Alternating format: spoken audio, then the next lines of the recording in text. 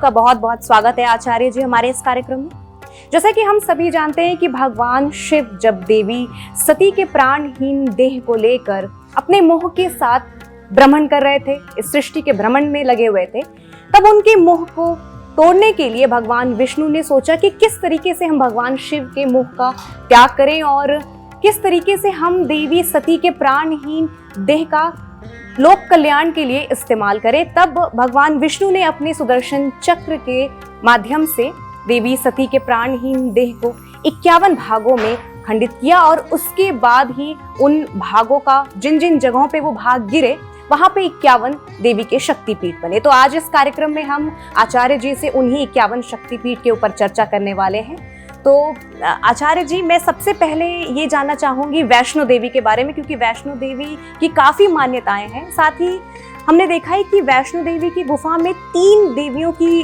विग्रह है, तो उस पर मैं चाहती हूँ कि आप थोड़ा विस्तार से प्रकाश डालें इस विषय पर। शिवप्रिया, ये तो तूने लोक कल्याण के लिए बहुत उत्तम प्रश्न किया है। जिस तरह अब देखिए इसमें कैसा रहस्य छिपा हुआ है। भगवान विष्णु से मिलना हो तो बैकुंठ लोक जाओ,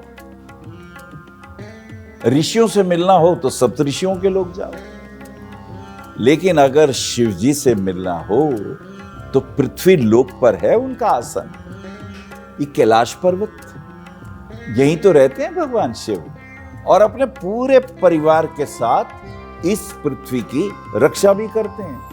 और रक्षा का भार भी उन्होंने अलग अलग दिशाओं में अपने ही परिवार के मुख्य जितने भी सदस्य हैं उनको सौंपा हुआ है। जैसे स्वयं तो उत्तर दिशा के अंदर भगवान शिव विराजित हैं और दक्षिण में उनके पुत्र कार्तिकेय जी, उनकी पूजा होती है, वो वहां विराजित है। और पश्चिम दिशा में तो गणपति साक्षात विराजमान है। जब पश्चिम में गणपति हैं तो पूर्व में मां भवानी विराजमान है। वैष्णो देवी, और ये जो वैष्णो देवी की गुफा है ये तो कमाल है। इसमें भगवती के महासरस्वती, महालक्ष्मी और महाकाली तीनों के विग्रह हैं। अर्थात भगवती अगर जीवन को देने वाली शक्ति की बात करें या जीवन के संरक्षण की हम बात करें और जीवन को भोगने के बाद जब व्यक्ति इस मृणमय शरीर में चिन्मय के दर्शन करता है तो भगवती महाकाली का विग्रह है। यानी जन्म भी और जन्म के साथ साथ पोषण भी और उसके बाद मृत्यु भी। तो भगवती वैष्णो देवी में ये 3 विग्रह बड़े मशहूर हैं। और वैष्णो देवी की तो यात्रा बड़ी अद्भुत है, अमोघ है। पांडवों ने भी ये यात्रा की थी।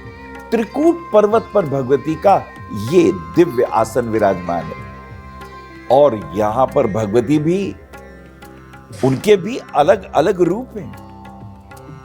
बाण गंगा अलग है, वहां भी भगवती का रूप है। चरण पादुका में भी भगवती का रूप है। आद्य कुंवारी में भी मां है और वहां तो एक गुफा है। जो व्यक्ति उस गुफा के अंदर जाके नवाण मंत्र का जाप कर लेगा, ऐं ह्रीं क्लीं चामुंडाय विच्चे, क्योंकि वो गर्भ गुफा है, वहां पर जाप करने से अगर स्त्रियां ये सोचें कि उनके गर्भ में शिशु बलवान हो, भीम जैसा हो, अर्जुन जैसा हो, चाणक्य जैसा हो, बस वो कल्पना करें तो भगवती का आशीर्वाद तुरंत मिलता है। और जब वैष्णो देवी पहुंचते हैं तो मां भवानी की पूजा करने के बाद ऊपर भैरव जी की का भी एक मंदिर है। भैरव जी की भी पूजा करनी जरूरी होती है। भैरव जी की पूजा करते ही वो जो मां की हमने पूजा की है तभी स्वीकृत होती है। वैष्णो देवी की पूजा करने से, उनके जागरण करने से, और आजकल ये जो नवरात्रे आ रहे हैं इसमें अगर हम ऐं ह्रीं क्लीं चामुंडाय विच्चे इस नवाण मंत्र से जाप करें और अपने घर में ही दुर्गा सप्तशती के पहले 3 अध्याय पढ़ने के बाद में 13 अध्याय और हैं, उनको पढ़ लें। और अगर पूरी सप्तशती पढ़ लें तो उसमें 700 श्लोक होते हैं। सप्तशती का मतलब ही 700 होता है। सप्त यानी 7 और शती मैंने 100, तो 700 श्लोकों को पढ़ने के बाद भगवती का अपार आशीर्वाद मिलता है। परिवार के दुख दूर होते हैं, मनो अनुकूल पत्नी या पति प्राप्त होता है, बच्चे अनुकूल होते हैं, माता पिता की आज्ञा मानते हैं और धन की तो कमी नहीं होती। व्यापार में भी मां भवानी की अपार कृपा मिलती है और हर प्रकार के रोग दूर होते हैं और अंत में भगवती के ही सायुज्य में ये जीवात्मा वास करती है।